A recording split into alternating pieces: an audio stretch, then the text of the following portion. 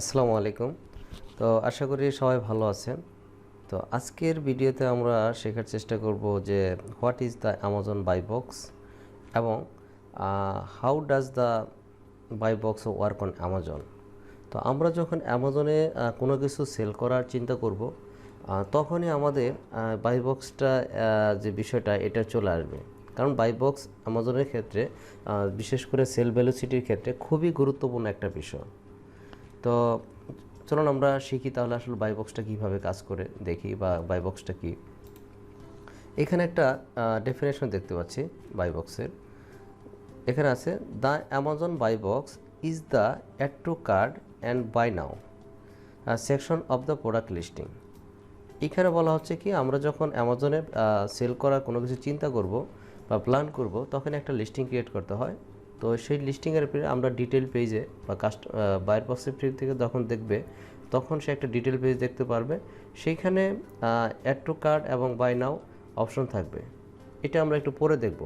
আমরা অ্যামাজনে চলে যাব, একটু ডেফিনেশনটা আগে শেষ করি। তো তারপরে কী হলো, if a buyer does not modify which seller they would like to buy from and they simply add the product to their cart, the seller who ranks in the buy box gets the sale. এখানে বলা হচ্ছে যদি এই একটা by বক্সে অনেকজনই থাকতে পারে, 5-7 জন সেলারও থাকতে পারে, আমি আপনার মতো। তো এখন যে ব্যক্তি বাই বক্স উইন করে আছে, বাই বক্সে থাকবে, সে কিন্তু সেলটা পেয়ে যাবে। এখানে তাই বলা হচ্ছে, হ্যাঁ, সে সেলটা পাবে। তার মানে বাই বক্স কিন্তু অ্যামাজন সেলিংয়ের ক্ষেত্রে খুবই একটা গুরুত্বপূর্ণ একটা বিষয়। তারপর as a seller it's essential that your product are in the buy box as around 80% of all Amazon sales are made through it. এখানে কি বলা হচ্ছে, মানে আমি যখন ধরুন অ্যাজ এ সেলার হিসাবে এটা খুবই একটা গুরুত্বপূর্ণ একটা বিষয় বাই বক্স উইনটা। কারণ হচ্ছে 80% সেলে কিন্তু মোটামুটি আপনার যারা বাই বক্স উইন করে থাকে তাদের আইটেমগুলোই সেল হয়। তারপর হচ্ছে having your item in the buy box makes your offer significantly more visible to Amazon customers.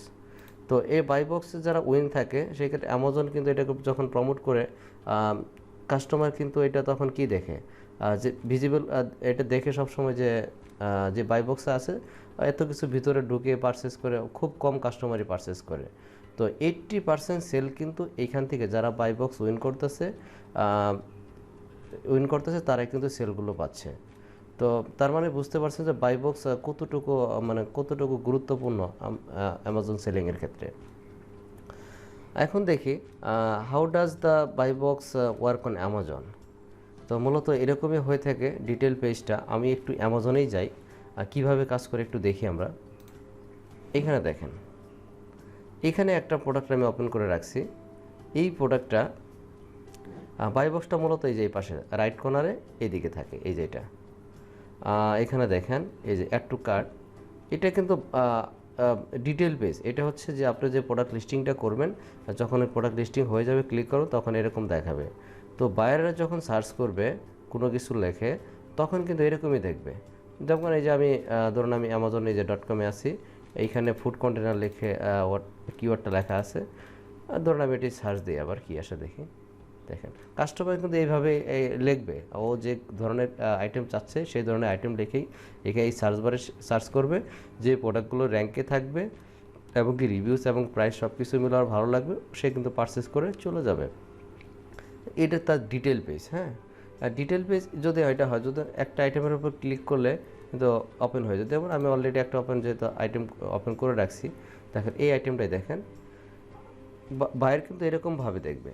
তো এটা যখন ওপেন করবে আইটেম এই যে ডান পাশে কি add to cart and buy now option, এখানে যখন ক্লিক করবে যে ব্যক্তি বাই বক্সে আছে তারটা কিন্তু সেল হয়ে যাবে।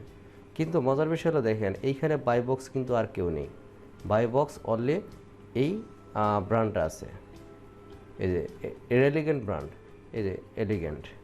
হ্যাঁ, তো উনি কিন্তু বাই বক্স আছে। আর আরও যদি থাকতো এটা এইখানে থাকতো, কোথায় থাকতো, এই নিচে এইদিকে থাকতো। আরেকটা লিস্টিং দেখাই, এটা দেখলে আপনারা ক্লিয়ার হয়ে যাবেন।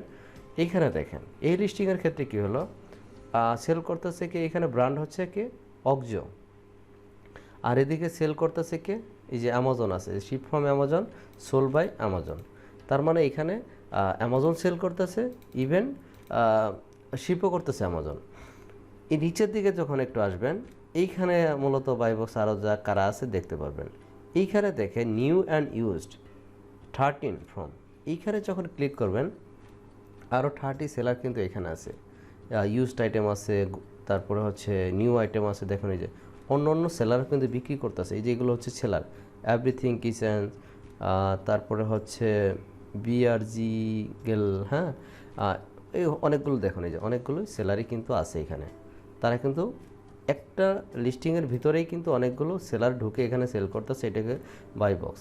এখন এখানে কথা হচ্ছে, এখন যদি বায়ার পার্সপেক্টিভ থেকে থিঙ্কিং করেন, কেউ ধরুন আপনি থেকে চিন্তা করেন, আপনি অ্যাজ এ বায়ার, আপনি কিছু প্রোডাক্ট কিনতে আসছেন, সেই ক্ষেত্রে কী করে? আপনি তো এত কিছু দেখবেন না ভিতরে, খুব আপনি 10% বা 20% কাস্টমার দেখতে পারে, নাও দেখতে পারে। তো 80% থেকে 90% সেল কিন্তু যে বাই বক্স উইনেছে, আমরা এটা জানলাম যে এখান থেকে সেল হয়ে যায়। নর্মালি কী হয়, এইখানে অ্যাড টু কার্ট যখন করে তখন এই পেজগুলোতে চলে যায়।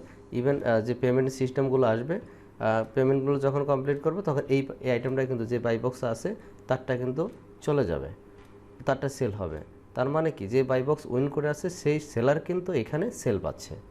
আর যে বাই বক্সে নাই, সেই ক্ষেত্রে তার কি সেল হবে না? কিন্তু হ্যাঁ, হবে। সে যদি বাই বক্স উইন করতে পারে, সে আবার তারটা কিন্তু সেল হবে। আর নর্মালি দুই একটা সেল হতে পারে যদি কি কোনো কাস্টমার এখানে ঢুকে তারপরে যদি ওইভাবে যে অ্যাড টু কার্ট করে, তাহলে কিন্তু তারটা সেল হবে।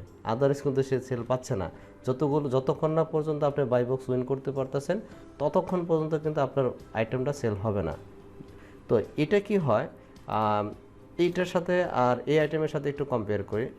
এই আইটেমটা মূলত দেখেন এখানে আর নাই কেন, এখানে অন্যজন তেমন আসতে পারে না। কারণ হচ্ছে উনি কি করতেছে, এফবিএ প্রাইভেট লেভেল। তো এফবিএর ভিতরে দুইটা পার্ট আছে, একটা হচ্ছে আপনার এফবিএ প্রাইভেট লেভেল, যেটা এফবিএ, আর একটা হচ্ছে আপনার এফবিএম। দুইটা মডেলে কাজ করে, প্রাইভেট লেভেলের পিএল যেটাকে বলে থাকি। তো যেহেতু উনি এফবিএ করতেছে, দেখেন উনি এফবিএ করতেছে, এইভাবে আমরা বুঝতেছি এইখানে ওনার যে ব্র্যান্ড এবং উনিই বিক্রি করতেছে এবং উনি কাউকে এখানে সেল করতে দিচ্ছে না, পারমিশন দিচ্ছে না। তার মানে কি, ওনার বাই বক্সে আর কেউ নাই, কেউ আসতে পারবে না। তো আপনার প্রাইভেট লেভেল করলে সুবিধা হচ্ছে যে ম্যাক্সিমাম সময়, মানে আপনার 99% অথবা 95% আপনার আইটেমই সবগুলো মোটামুটি আপনার বাই বক্সে থাকবে। আপনার বাই বক্সে কেউ আসতে পারবে না, আসলেও এগুলোর জন্য আপনার অ্যাকশন নিতে পারবেন। কিন্তু এইখানে যারা আছে, এইখানে তারা কি করতেছে তাহলে? এখানে এতজন কেন?